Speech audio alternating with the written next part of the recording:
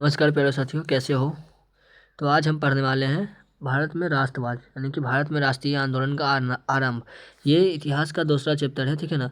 और मैंने ये 2025 के एग्ज़ाम को मद्देनज़र रखते हुए एसएसटी में जितना भी सब्जेक्ट है, आपका 4 सब्जेक्ट है, हिस्ट्री, इकोनॉमिक्स, ज्योग्राफी और पॉलिटिकल साइंस, सबका रोज़ एक एक चैप्टर लाऊंगा और जनवरी तक में सारा ख़त्म कर दूंगा, ठीक है ना।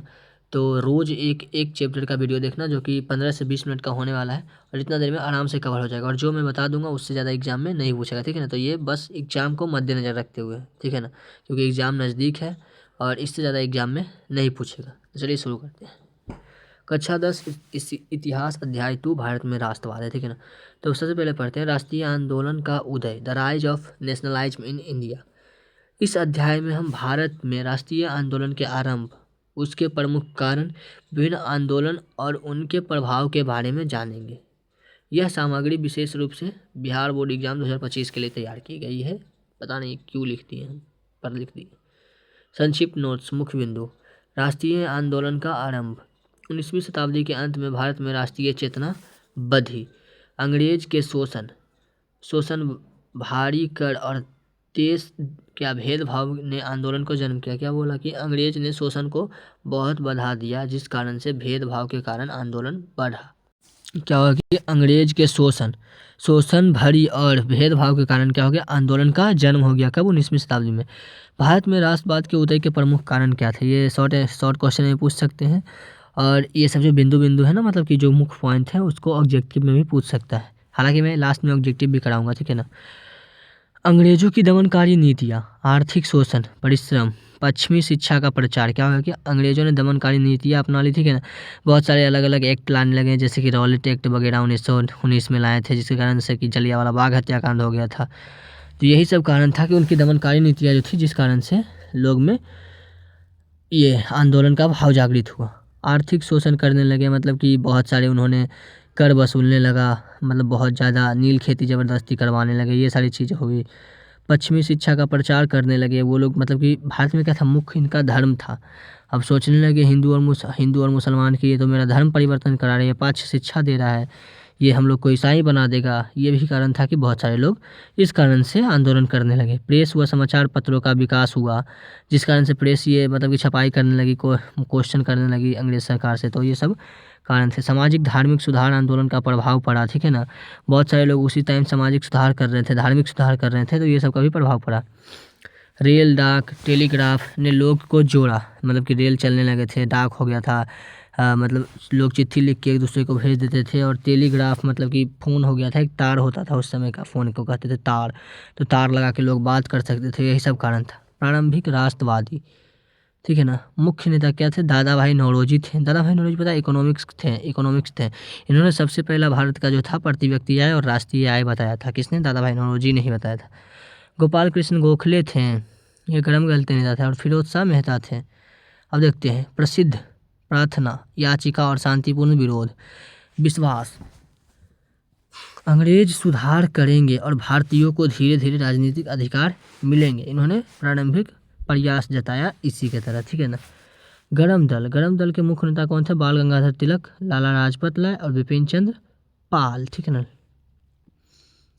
अब देखते हैं, तो देखो गोपाल कृष्ण गोखले ही शायद महात्मा गांधी के राजनीतिक गुरु थे, ठीक है। नारा, स्वराज मेरा जन्मसिद्ध अधिकार है, ठीक है ना। पद्धति, बहिष्कार, स्वदेशी जन आंदोलन।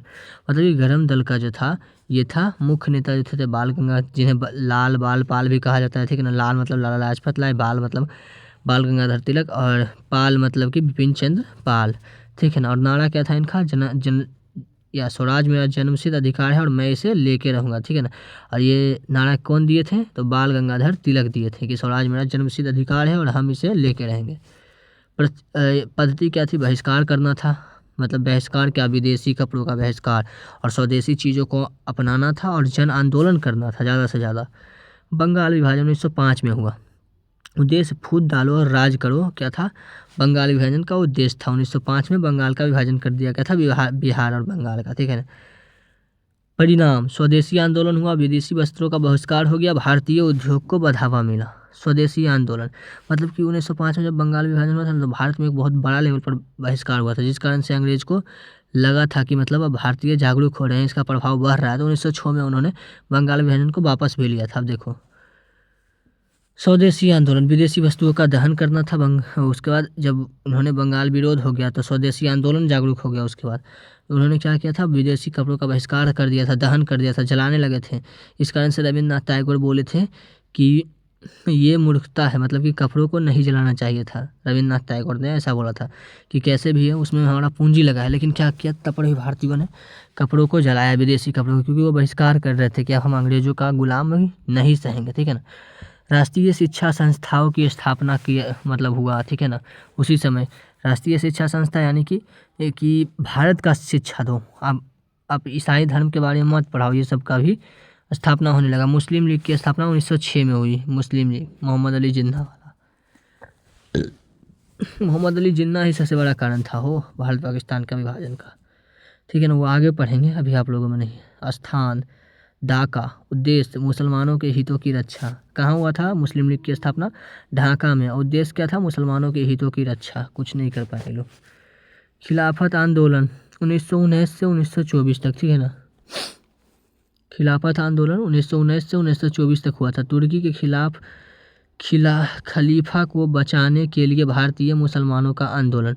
खिलाफत आंदोलन में क्या हुआ था, तुर्की का जो एक खलीफा था उसे अंग्रेज़ों ने उसके पद पर से ही हटा दिया था जी। और जो तुर्क है ना, इस्लाम धर्म के लिए जो बच्चे इस्लाम होंगे वो जानते होंगे, जो तुर्क है, तुर्क के साइड से अरब में इस्लाम धर्म का बहुत प्रचलित मान्यता है। मतलब कि वो लोग, इन लोग को पादरी उदरी होता है या फिर पता नहीं क्या होता है, मैं तो उतना नॉलेज नहीं रखता हूँ, पर सम्मान सब धर्म का करता हूँ। तो उनका जो होते थे ना गुरु टाइप से, उन लोगों ने का उनका उधर मान्यता था, तीर्थ स्थल था इन लोगों का, मुसलमान का, इस्लाम का। तो उसका जो जब उसको पद पर से हटा गया था तो इस्लाम को, मतलब कि जितने भी इस्लाम धर्म थे दुनिया भर में, उनको बहुत ही झटका लगा था कि अंग्रेज ऐसा कैसे कर सकते हैं, इन्होंने मेरे धर्म को नुकसान पहुँचाया था। जिस कारण से भारत के मुसलमानों ने भी खिलाफत आंदोलन में भाग लिया था। किसके लिए? तुर्की के खलीफा के लिए भाग लिया था। अब देखो असहयोग आंदोलन, ठीक है ना। अब देखते हैं असहयोग आंदोलन।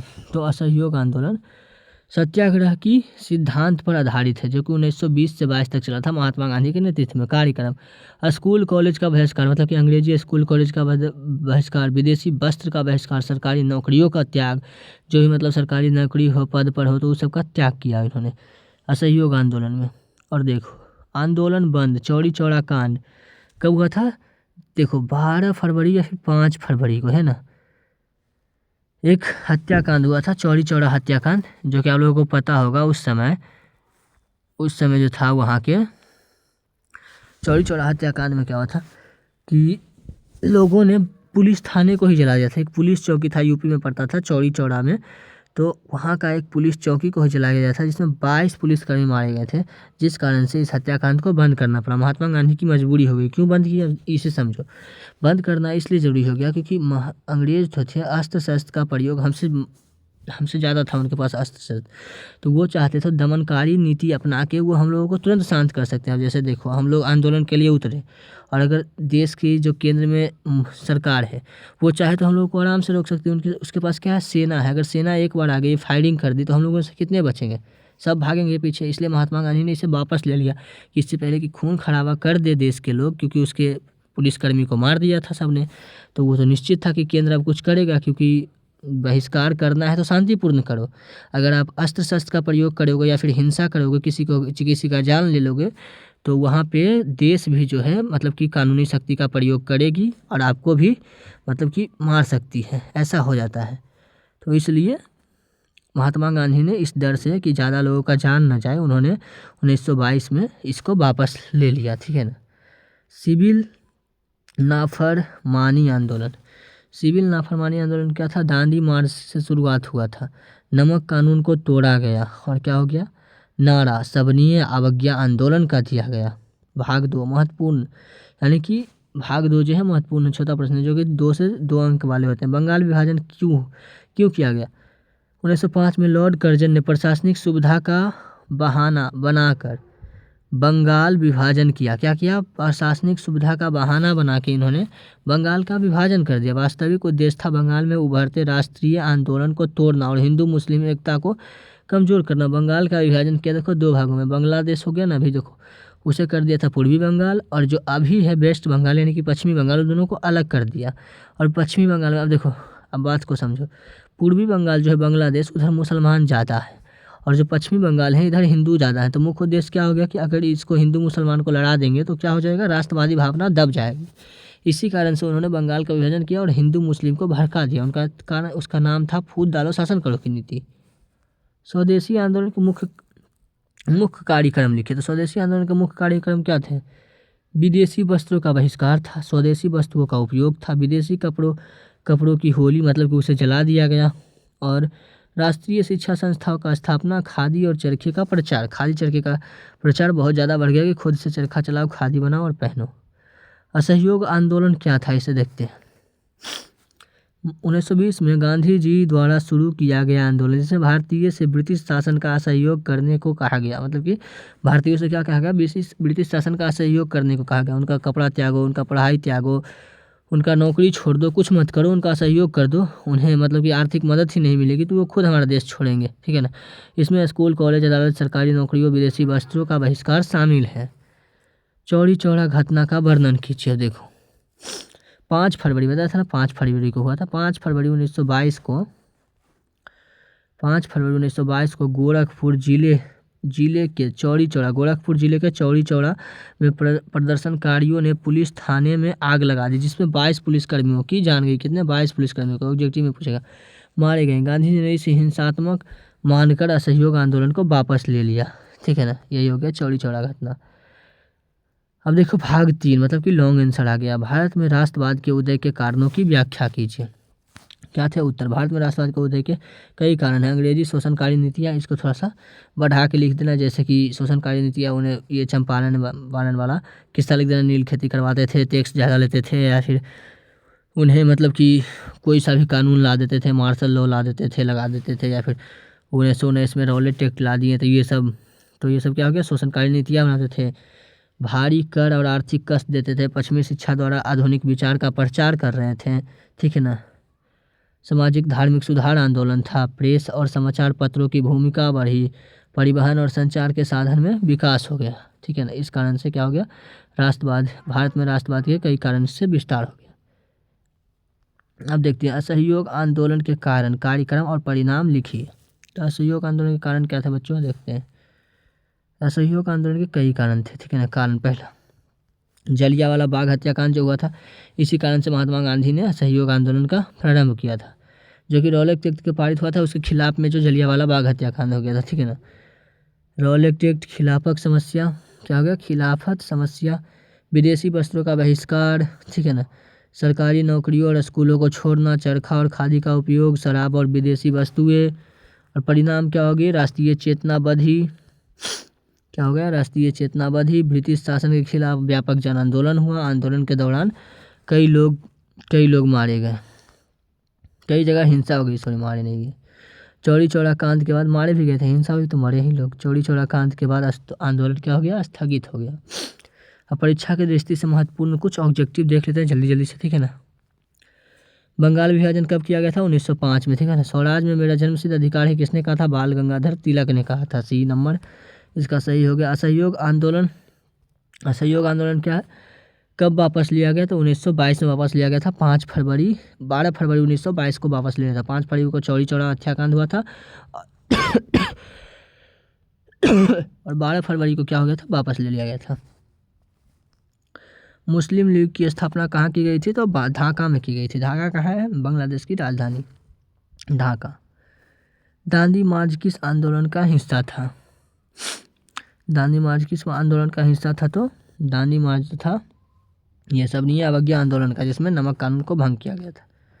तो इसी के साथ हमारा ये 4-5 ऑब्जेक्टिव था, जो कि मुख्य है, जो कि एग्जाम में पूछेगा, ये ख़त्म हो गया। और ये जो नोट्स है, आपको PDF चाहिए तो मैं इसका लिंक दे दूंगा वहाँ पे यूट्यूब के डिस्क्रिप्शन में, वहाँ से डाउनलोड कर लेना। तो इसी के साथ ये चैप्टर 2 भी ख़त्म हो गया। कल चैप्टर 3 आएगा। इसी के साथ धीरे धीरे पढ़ते रहो, 1 महीने के अंदर ये कोर्स ख़त्म हो गया। और टेंशन नहीं लेना है, जो नहीं पढ़े हैं इससे ज़्यादा एग्जाम में नहीं पूछेगा। इतना का बस एक बार और रिविज़न कर लेना, काफ़ी है, ठीक है ना। चलो।